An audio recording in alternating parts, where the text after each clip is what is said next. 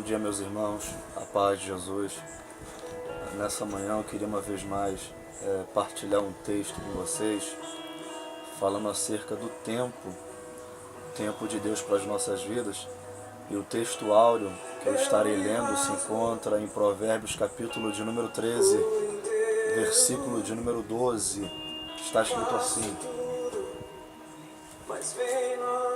a esperança demorada enfraquece o coração, mas o desejo chegado é árvore de vida. O Espírito Santo, ele tem falado muito comigo acerca do tempo, em vista que nós temos uma dificuldade muito grande em lidar com essa diferença do tempo na ótica de Deus e do tempo na ótica do homem cristão. Nós vemos na Bíblia que, 2 Pedro, capítulo de número 3, versículo de número 8, o apóstolo Pedro vai dizer que um dia para o Senhor é como 1000 anos, e 1000 anos como um dia. Então já aí nós vemos a diferença do tempo na ótica de Deus e a diferença do tempo na ótica dos homens. Ora, nós chegamos muito mal a 100 anos de vida e servimos a um Deus que um dia é como 1000 e 1000 como um dia. Já aí entra a diferença exorbitante. Já aí nós vemos a desproporção que existe entre o tempo de Deus e o tempo dos homens. Logo nós vemos que para nós um dia tem 24 horas e para Deus quantas horas tem? Então essa talvez seja uma das maiores barreiras que nós enfrentamos. E Salomão, quando escreve Provérbios, ele evidencia isso nesse texto que ora nós acabamos de ler. Então eu queria desde já adiantar para você, meu irmão e minha irmã, de que a ansiedade que bate à porta do meu coração, à porta do seu coração, não é nada absurdo, não é nada de outro mundo, é natural, tendo em vista que nós somos seres humanos ilimitados, sujeito ao tempo, sujeito às coisas desta terra. E o nosso Deus não. Deus é Senhor no céu, Senhor na terra, fez tudo, domina sobre todas as coisas. E por isso, essa incompreensão, essa limitação humana é que traz a nós alguns prejuízos emocionais, alguns problemas que nos acomete, que eu posso citar alguns aqui com você. Primeiro está claro no texto: a esperança demorada enfraquece o coração. Quando nós estamos esperando há muito tempo uma vitória, uma mudança, uma provisão,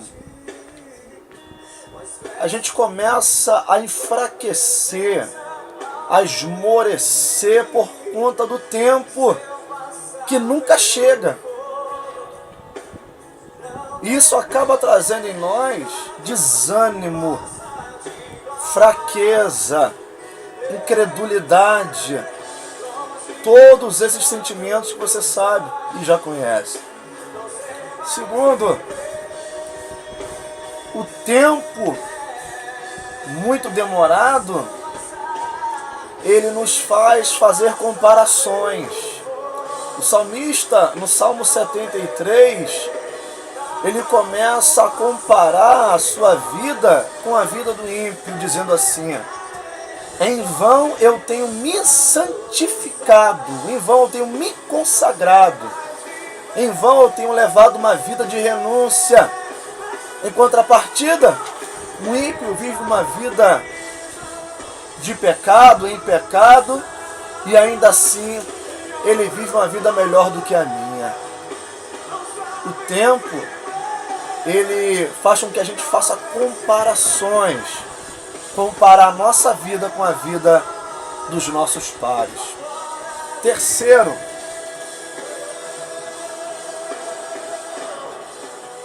o tempo de espera muitas vezes nos faz desacreditar nas promessas de Deus. Em Êxodo capítulo de número 3, e versículo de número 7, o Senhor vai falar com Moisés: Moisés, eu tenho visto atentamente a aflição do meu povo. Eu tenho ouvido o seu clamor por causa dos seus exatores, porque conheci as suas dores. E quando Moisés ele chega diante de Faraó, ordenando para que ele libertasse o povo, para que estes viessem a adorar ao Senhor no deserto, a Bíblia relata que Faraó aumenta ainda mais o trabalho dos hebreus para que eles esquecessem da promessa. Antes eles tinham palha para fazer os tijolos, agora eles tinham que arrumar a palha para fazer os tijolos. Ainda teria que fazer a mesma quantidade de tijolos como era. E eles começam a quase que a querer agredir a Moisés por conta dessa ida, porque piorou ainda mais o trabalho deles ali. Então nós vemos três coisas aqui, três prejuízos que muitas vezes nós somos acometidos por conta do tempo que parece nunca chegar, o tempo da mudança, o tempo da vitória, que é o desânimo, fraqueza. Segundo, nos faz fazer comparações. E terceiro, nos faz desacreditar. Mas eu queria também com você aqui abordar a questão do tempo numa ótica espiritual, a ótica de Deus. Aleluia. O tempo de Deus, ele é perfeito. E o mesmo salmista que questiona e compara a sua vida com a vida alheia, com a vida do ímpio, é o mesmo salmista que quando, no verso de número 17, ele diz que quando ele entrou no templo, entrou na presença do Senhor, ele começou a ver a realidade dos fatos, a realidade do fim que os ímpios terão e o fim que os fiéis terão. Quando ele entra na presença do Senhor, a ótica dele muda. E por isso eu já quero trazer para você aqui, talvez você tenha analisado o tempo somente com a ótica humana, com a ótica natural.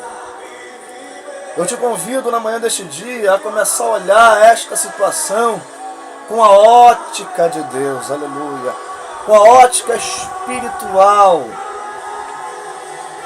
Sabendo você, sabendo eu, sabendo nós que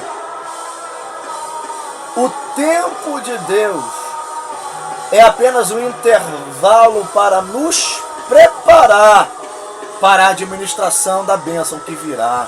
Oh, glória! Segundo, nós percebemos um Caleb. A Bíblia diz, em Josué capítulo 14, quando agora o povo de Israel está em Canaã, quando agora o povo de Israel está dividindo as terras,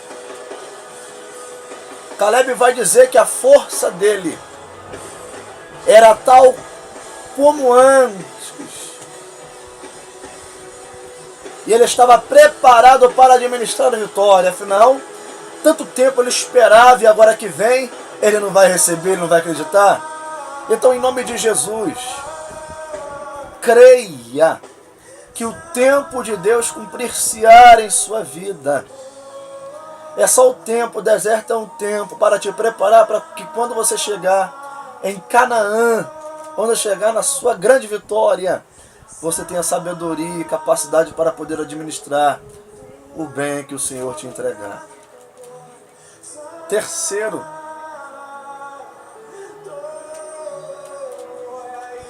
a Bíblia diz, em Êxodo 3:7, quando o Senhor fala com Moisés, ele fala 3 coisas que eu acho interessante. Ele fala: Moisés, eu tenho visto atentamente a aflição do meu povo, ou seja, eu sou um Deus que vejo, ainda que pareça que não estou vendo.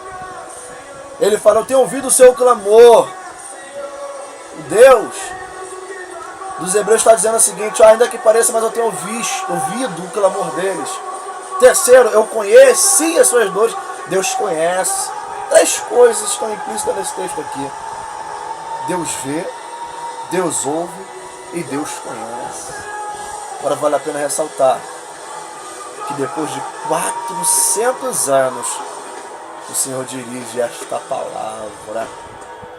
Eu não sei há quanto tempo você está esperando a provisão do céu. Eu não sei há quanto tempo você está esperando uma resposta do Pai.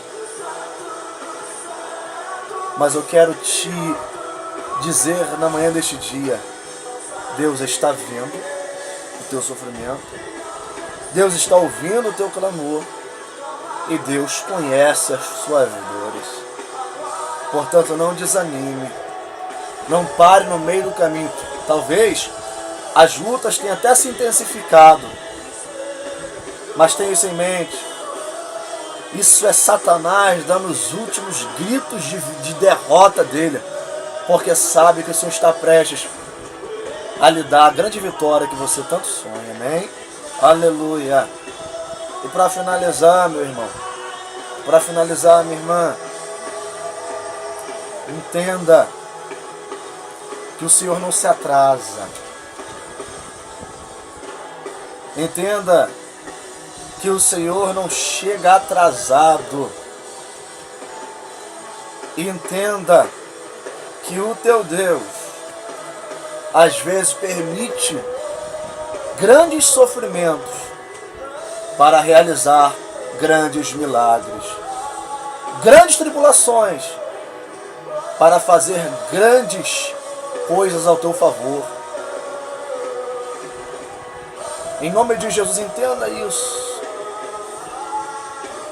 Teu Deus está preparando um grande banquete para você diante dos seus inimigos. Entenda.